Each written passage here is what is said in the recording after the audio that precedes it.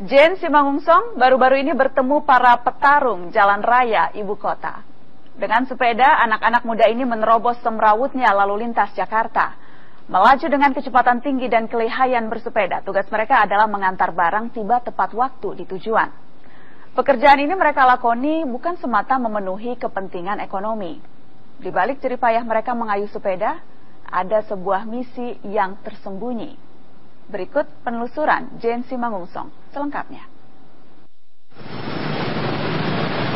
Di tengah kemacetan Jakarta, ada yang sibuk meliuk menerobos padatnya kendaraan. Mereka bukan pengendara sepeda biasa. 10 menit, tendean Pondok Indah. Iya, 10 menit. Jangan naik mobil bisa 1 jam sih, plus macetnya. Iya, itu 10 menit, itu sekitar 10 menitan. Immanuel Randy adalah salah satu pelopor bike messenger di Indonesia, alias jasa pengiriman barang yang diantar menggunakan sepeda. Nah, awalnya pertama kali akhirnya ngirim barang gitu kan, bawa barang, itu gimana ceritanya? Ceritanya saya sharing di Twitter. Waktu itu saya bilang menyediakan jasa antar dokumen menggunakan sepeda dan pakai hashtag bike messenger. Itu saya dapat orderan dari arah Tendean ke arah Pondok Indah. Tendean Pondok Indah, oke. Oke, itu waktu itu cuman nganter barang paket. Dia dari toko online gitu. Nganter deh itu barang ke Pondok Indah. Itu waktu tempuhnya 10 menit. Waktu itu uang pertama yang saya terima yaitu 25.000. 25.000 untuk pengiriman Tendean Pondok Indah dengan 10 menit. Karena waktu pertama, jadi saya patokin karena emang saya hitung-hitungan ya. Buat minum, buat makan, ya udah 25.000 cukup lah. Rp25.000 adalah harga yang harus dibayar untuk sebuah kecepatan yang sudah langka di jalanan ibu kota. Nah, salah satunya keuntungan pakai bike messenger adalah lebih cepat. Jadi kalau saya sendiri itu saya menetapkan 1 jam udah harus sampai. Dan kebanyakan malah sebelum 1 jam sih kebanyakan. Cakupannya mana aja? Seluruh Jakarta? Seluruh Jakarta. Selama masih di dalam lingkar luar. Itu masih. Jadi kalau misalkan udah keluar ke arah Depok ya enggak. Oke, itu bisa targetin 1 jam, which is berarti harus benar-benar ngebut ya. Yeah. Benar-benar. Memang begitu bahaya nggak sebenarnya? Bahaya sebenarnya. Jadi di bike messenger itu ada kecepatan itu rush. Saya pun mencoba menggunakan jasa Randy, memintanya mengantarkan barang dari kawasan Blok M ke Tamrin, Jakarta, Senin pukul 7.30 pagi. Di Jakarta, jarak sejauh 8 km pada jam ini tak berarti dekat. Tapi Randy hanya membutuhkan waktu 15 menit saja dengan sepedanya. Ras itu sedang biasa aja. Itu padahal namanya udah ras, tapi itu sedang biasa aja tuh sampai 1 jam, 1 jam itu tadi. Double rush itu lumayan lah, paling enggak ya kalau misalkan itu kecepatan ya sampai 45 menit udah nyampe. Triple rush itu di bawah 30 menit. Di bawah 30 menit. Ya, dan syukur 15 menit udah nyampe tuh, biasanya gitu. Tapi kalau saya memang menetapkan harus pakai triple rush. Kalau sampai jauh, paling jauh misalnya dari mana ke mana berapa? Iya, kalau dari paling jauh kemarin waktu itu pernah dari Mampang ke Pondok Indah, Pantai Indah Kapuk. Mampang Pantai Indah. Ya, dari Angke sana. Itu saya kalau harga pokoknya dari saya sih 50.000. Cuma waktu itu klien kayaknya berbaik hati, jadi kasihnya 100.000. Mungkin ini dia dokumennya. Tapi dengan catatan biasanya yang kliennya memberi waktu pertama. Jadi berapa lama itu waktu itu dari Mampang ke Pik? Ke Pantai Indah Kapuk waktu itu saya sekitar 45 sampai 50 menitan. Di ibu kota, Randy tak sendirian. Bisnis jasa pengiriman menggunakan sepeda juga dilakoni Hendy dan keempat bike messengernya. Awalnya atas kebutuhan saya sendiri ya. Saya di kantor, pada saat-saat sibuk saya juga harus mengantar sebuah dokumen atau kirim dokumen gitu. Kira kebetulan saya dengan hobi saya dengan sepeda, saya dengan teman-teman saya, kita coba deh, kita jalanin ini gitu. Dan lebih lagi waktu dulu sempat ada film Hollywood yang premium rush itu. Di Amerika pun ternyata sudah lama. I got a package for you. 90 minutes premium rush. Film Premium Rush yang tayang pada tahun 2012 lalu menggambarkan bahwa di Amerika Serikat, jasa bike messenger sudah dibanderol mahal karena berbagai pertimbangan. Tenaga yang dikeluarkan, kecepatan yang dihasilkan, serta bahaya yang diperhitungkan.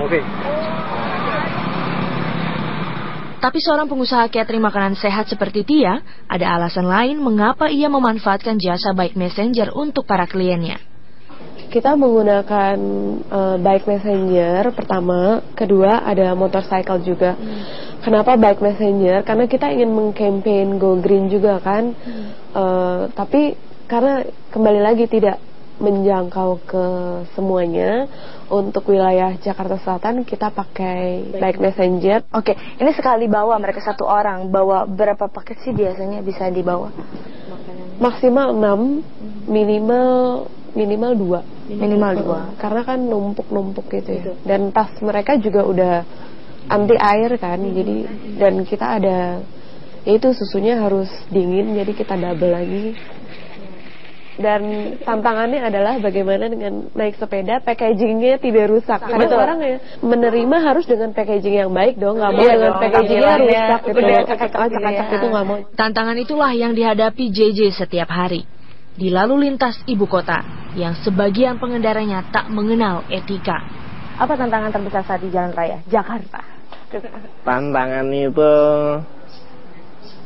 lebih ke kendaraan sih ya. Kendaraan? Iya, kadang kita udah hati-hati banget, nggak taunya orang yang ngendarain mobil-mobil lain atau motor-motor lain malah yang nggak ngelihat ada kita. Teman-teman lain tuh biasanya kendaraan mana sih yang paling ibaratnya bukan jadi musuh bubuyutannya sepeda ya, ibaratnya yang paling mungkin kurang toleran lah sama sepeda tuh apa aja kendaraan? Yang kurang toleran itu kendaraan bermotor. Sepeda motor. Sepeda itu. Motor padahal saudaranya. Iya. Baru kedua itu mobil.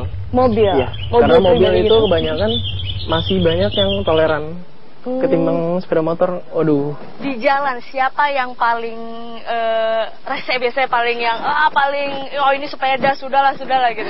Siapa aja yang paling rese? Biskota. Biskota. Iya, biskota. Biskota pertama. Pertama biskota tuh yang paling galak lah ibaratnya. Paling nggak tahu diri lah gitu.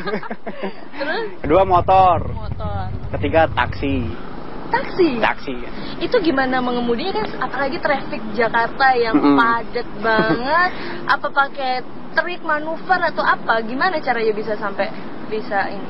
Kalau untuk traffic Jakarta kan memang ekstrim ya, dibilang triknya ya kita harus menyamakan derajat sama mereka. Artinya kita naik sepeda ya jangan di pinggir-pinggir banget. Semakin di pinggir semakin dimakan sama mereka. Jadi selama ini sama pengalaman 2 tahun ini, saya kalau misalkan mengendarai kendaraan sepeda ini, saya ikut di tengah. Ikut di tengah. Ikut di tengah. Karena memang saya ingin menunjukkan kalau saya ada di sini gitu loh. Saya ikut di bagian jalan ini. Para Bike Messenger ini menyadari tak bisa banyak berharap pada jalur sepeda. Di Jakarta, jalur ini lebih sering menjadi sekedar garis di jalan raya. Nah, itu triknya lagi misalnya di jalan raya tuh pasti selalu menggoes atau memang kadang potong jalan atau gimana caranya? Selama ini ya selalu kita ngambil jalan yang aman aja sih. Meskipun banyak yang jalan potong kayak jalan tikus istilahnya kan. Tapi pernah saya masuk ke jalan tikus, malah di situ yang berbahaya malah warga sekitar. Karena kita Bike Messenger yang biasa udah di jalanan kita ngebut, masuk ke daerah jalan-jalan tikus kan perkampungan kebanyakan. Di situ kan banyak lalu lalang anak kecil gitu. Ya selama ini saya ngambil jalan yang aman aja, jalan gede, jalan protokol. Bersepeda di ibu kota ibarat bertaruh nyawa. Randy dan JJ telah mengalaminya. Hal terparah yang kamu pernah alami di jalan raya? Hal terparah itu ditabrak sih. Ditabrak mobil gitu. Saat itu sedang apa kondisinya? Kenapa bisa sampai? Pas lagi nganter barang. Jadi di jalanan kosong gitu, terus nggak taunya ada mobil kenceng ngeliat kita, akhirnya serempet dan akhirnya gue jatuh. Pernah? Paling bahaya sampai kenapa? Pernah ngalamin apa? Paling bahaya tuh disodok taksi, pernah. Ada kondisi lain lagi yang membuat seorang Bike Messenger seperti Randy cemas. Musim penghujan. Sebenarnya ya ini musuh utama Bike Messenger. Bukan karena saya nggak mau hujan-hujan, tapi barang yang di belakang ini yang lebih penting. Jadi kalau hujan ya sampai, apalagi Januari sampai Februari ini hujan, emang ada penurunan. Sampai Maret Randy katanya hujan. Wah, aduh ciloko. Apapun yang mereka hadapi di jalanan ibu kota, Randy dan JJ mengaku melakoni pekerjaan ini dengan sepenuh hati. Sehari itu bisa tembus 15 sih. 15 keliling Jakarta. Keliling Jakarta. Wow, itu fiksi waktunya dengan kuliah dan sebagainya. Ambil kuliah malam. Sehari paling rame sampai 5. Dan kalau saya dalam sistem pengiriman, beberapa klien yang udah langganan, malam sebelum hari itu saya pastiin dulu.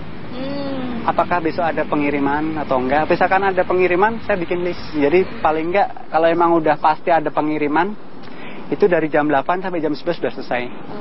Dan selebihnya saya untuk istirahat, sorenya saya kuliah. Pengganggu nggak bisnis ini sebenarnya? Enggak, malah jadi ini kayak apa? Penghilang stres kuliah malahan. Ya kalau lagi peak time banget, lagi rame nih ya, sebulan bisa dapat berapa tuh? Paling bersihnya ya 400 sampai 350, 400 itulah. 350, 400 sudah di kantongnya itu seminggu ya.